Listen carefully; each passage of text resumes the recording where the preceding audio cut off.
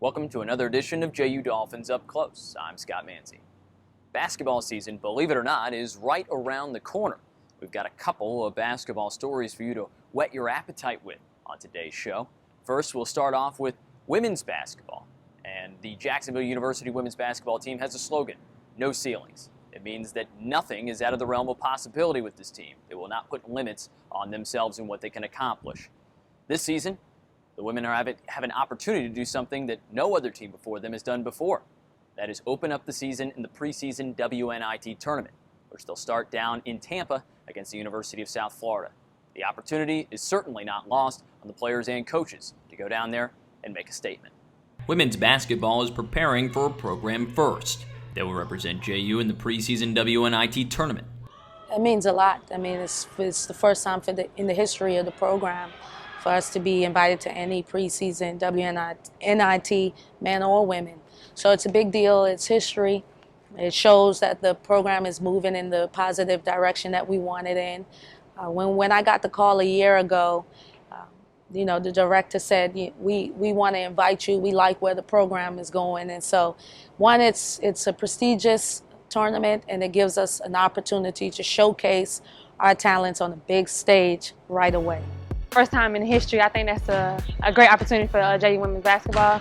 I think it puts our name out there to school. I mean, we're not that big of a program, so when we get into a big tournament like that, it lets us get on the big floors and everybody see what we're about. Does any extra preparation go into preparing for South Florida, the first of the Dolphins' three opponents? You take any game as the biggest game of your life. You know, every game is a big game to us. So we're going to prep and play every game like it was our last. Usually for the bigger games, they don't need to get hyped up. They're usually pretty pumped up. But we have the saying that every game is the biggest game of our life. And so we really try to focus on taking it one game at a time. Because South Florida is up, that's who we talk about. We don't talk about anybody else because that's the next game up. And that's our philosophy through the whole season. What does the experience against bigger opponents do for this team? It makes it easier to play in our conference games. Things that I'm not too good at, I work on it during non-conference, and then conference time, it's cake.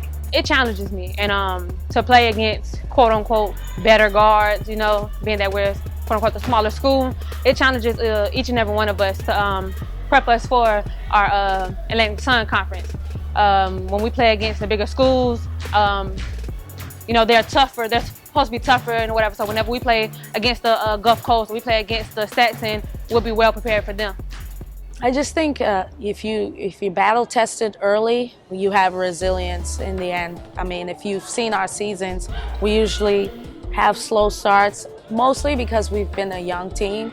This year, our pups have finally grown, and so we're really excited about coming out and being competitive sooner, early, and starting to. I felt like we were always competitive, but seeing results earlier. But if you look at us the past two seasons, we've always been in the top four at the end. It's due to our non-conference, how tough it is. With the season opening up in a prestigious tournament at the home site of the women's Final Four last year, any extra anticipation for the opener? I try to approach every game the same way every time, but it's like a kid the night of Christmas Eve. I love it. That's not to say there won't be butterflies. It's before every game, and it's funny. Me and Coach Joe, we always meet in the elevator and we see each other, and she looks at me. She's like, "You ready?" I get the butterflies before every game. I get the butterflies before every practice. I think it's because, I want the players to do well. I want to make sure that they're prepared. I think if you don't get butterflies, then you don't have a pulse, because this is basketball. It's so exciting, and an opportunity for the ladies to, achieve success that will help them later on in life. The first whistle before the ball goes up. It's like an amazing feeling of just like brush, and then everything just goes calm. Despite some nervousness, there is an overwhelming sense of confidence among the veteran team to help spread the name of Jacksonville basketball. We've been able to do so much in this. This is our 13th practice. We've been able to do so much because of our veteran leadership. I think that the coaches also did a great job of maximizing the summer workouts and implementing some of our principles both on the offensive and defensive end. And the girls have done a great job carrying it over in practice. It's amazing. I have basically a whole city behind me. They're behind my teammates as well. I have a lot of people who come from my high school. They come to the games. A lot of people who come from my AAU teams. They come to the games, and it's a lot of support, and I love it. It puts us on the map because when we go out there, the intent is to win every game. So whether it's a Syracuse, whether it's South Florida or Florida, our intent is to win the game. So when we do that, everybody will know who JU women's basketball is.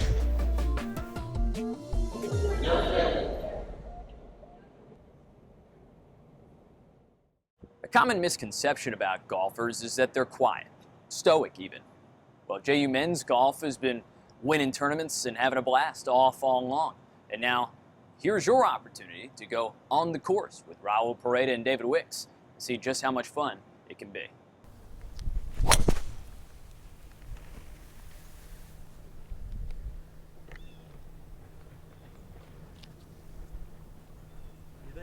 See, I'm acting like that was a good shot, but it's actually gone in the water. You got a future.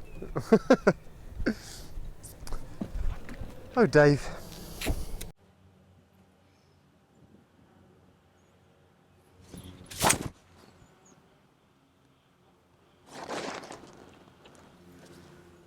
Let's go get them, boys.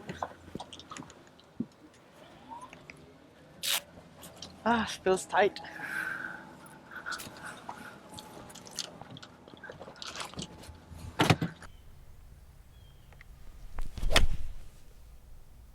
Snap it. Get up. Get up. Down softly.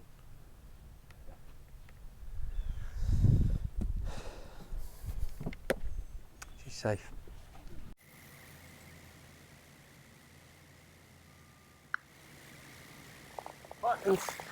That's good.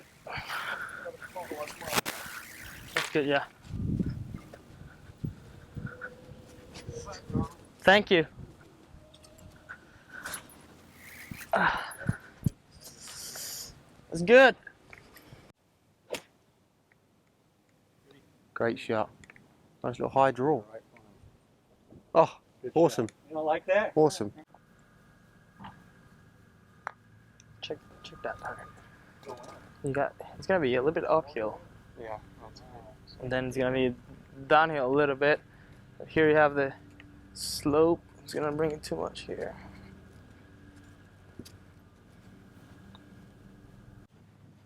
So I'm guessing you guys all get shots here, correct? Correct. So this needs to go in, Rin.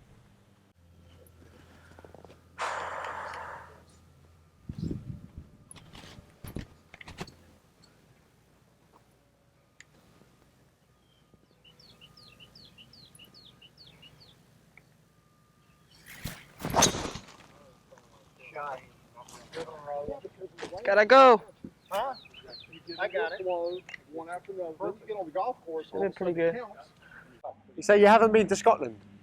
So you haven't been to Scotland? If you was to be able to hit that 18 times off the tee, you would love it. You would love it. How many years you play on tour? 13. 13? I hurt my back and had to quit playing. Took me a long time, but it's pretty good now. It's not like it was when I was 20, but it's pretty good. I believe so. Took a long time to rehab it. How many times you win? I'm going to go pretty straight, maybe inside the left. Start to go that way, or do you think it might go to the left? Yeah? When I play good, I feel ready to go on tour. Right now, I cannot even win a college event. So.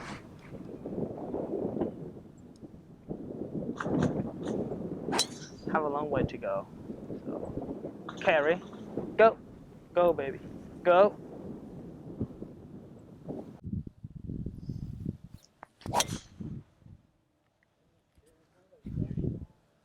Thank you.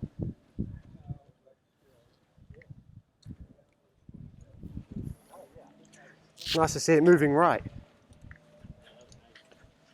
That was that lesson yesterday. No. What he said, all it was is my heel was up as I hit the ball, this heel, and I was like moving into it. He said, just get back on your left side, just literally fall back on the way through. It's been awesome. And I hit it so much further as well. Yeah. 113 to the pin. We got 95 to cover. 13 to the hole. Yeah, and 95 to cover.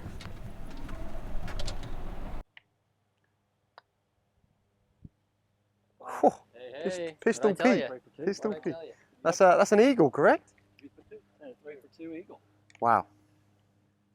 We're pretty useless on that. Huh? Bucks. You got any eligibility left for the NCAA? No.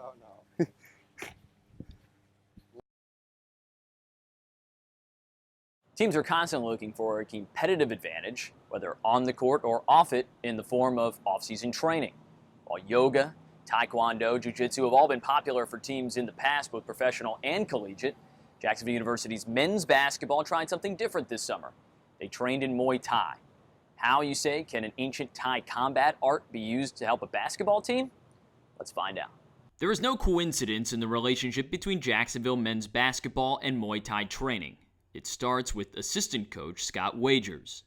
When I moved here, I looked for a taekwondo spot, and while I was looking, I've always had an interest in Muay Thai, but could never really find a good Muay Thai spot because there's a lot of tradition in it, and so I was looking for a traditional Muay Thai where respect is key and the more traditional style of teaching.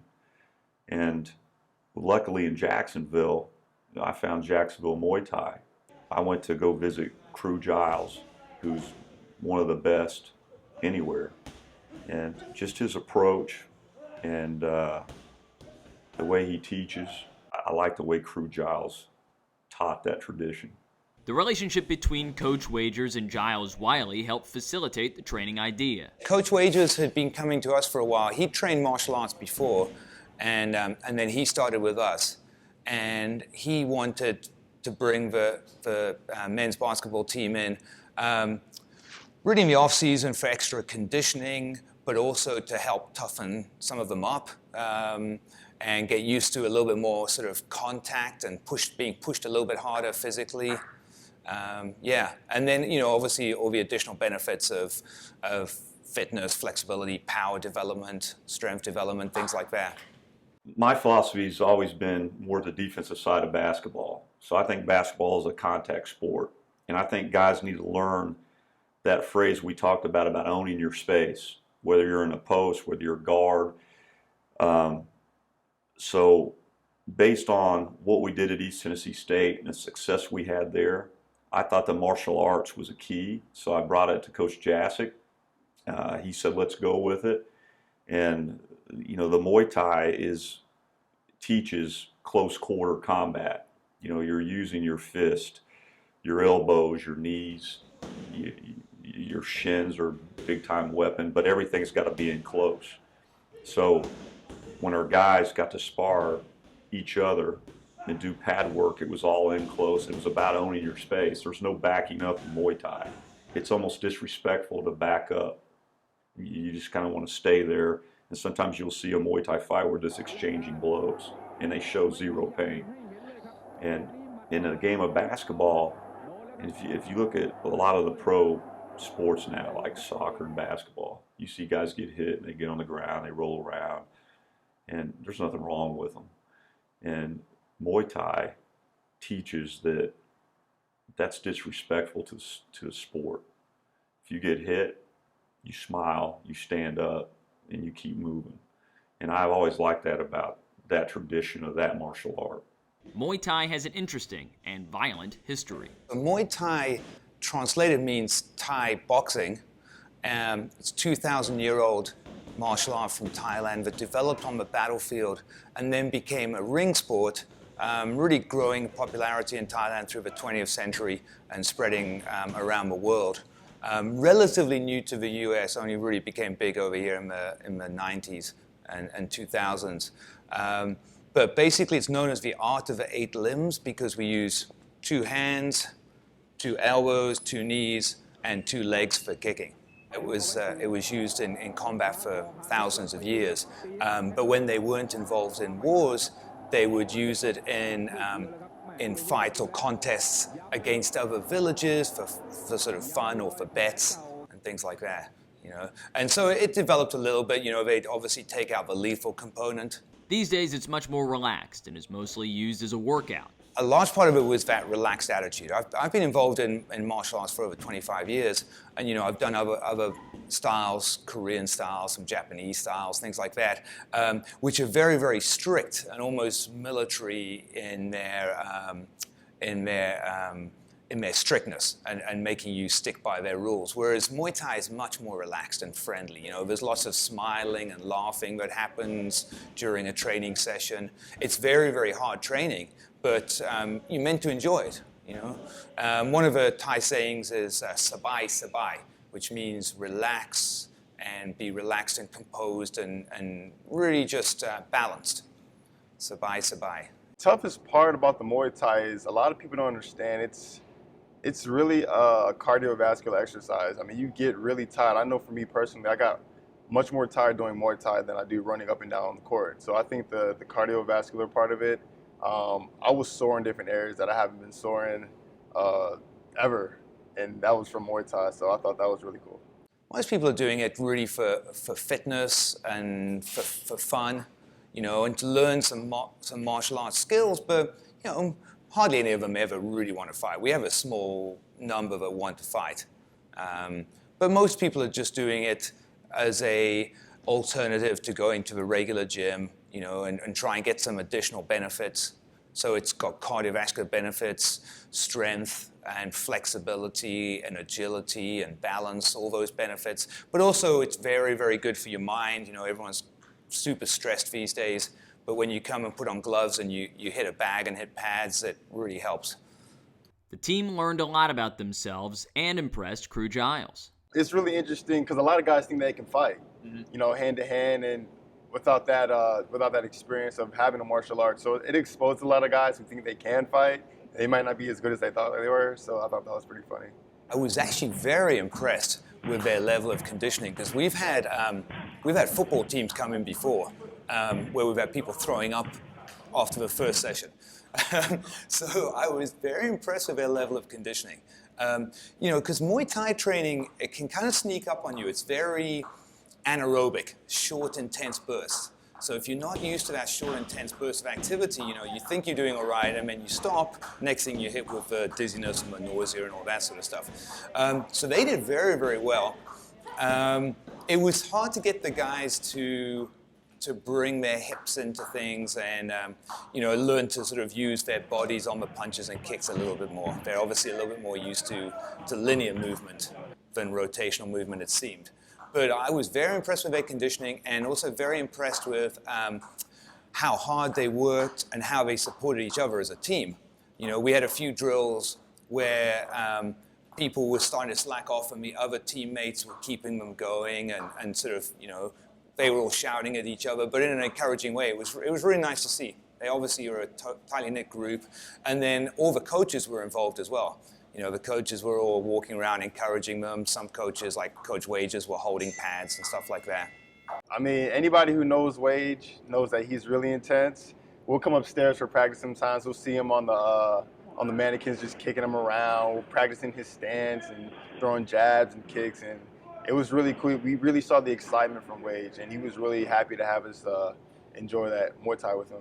What are some of the benefits for players on and off the court? It works really well for sports like basketball, where, like I was saying, there's those short, intense bursts, you know, where you've got to be able to push for the whole game, but there's periods where you go, go, go, go, go, and then a little bit easy, go, go, go, go, go, and a little bit easy.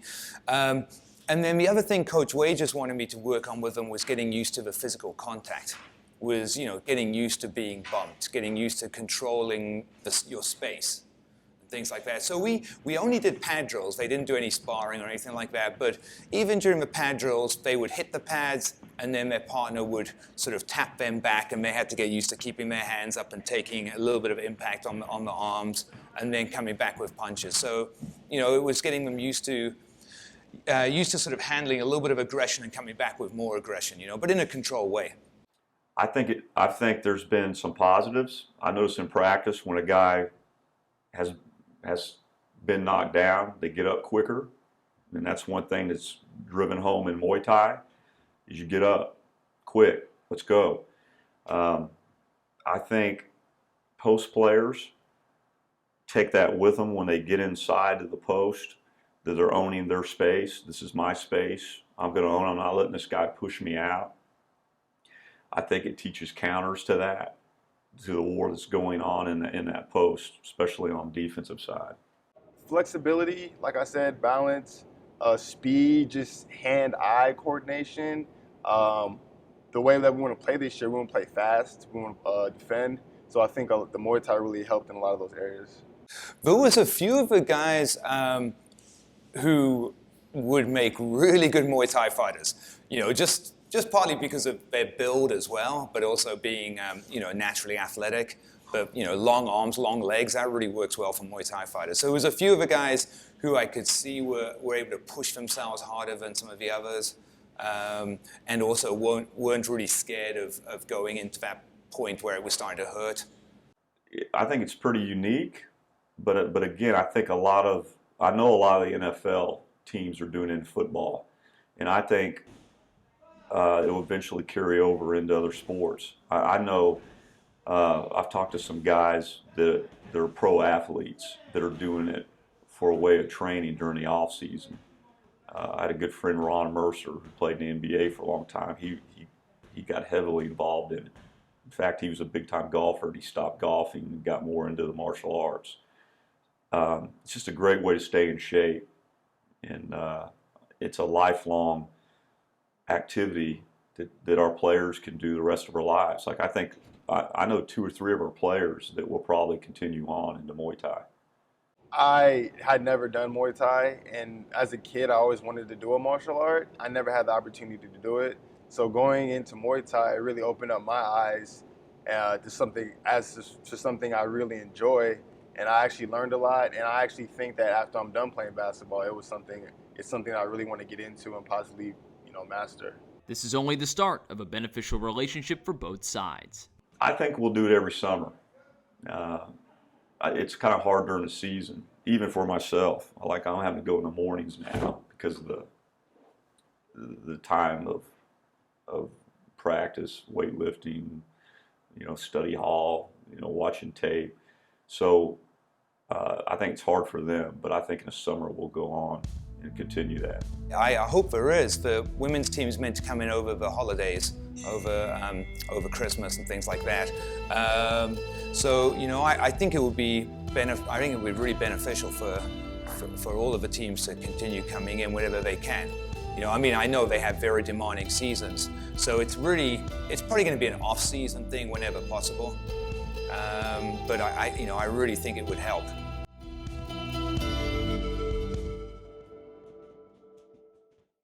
Thank you for tuning in to another edition of JU Dolphins Up Close. Until next time, I'm Scott Manzi, bidding you good night.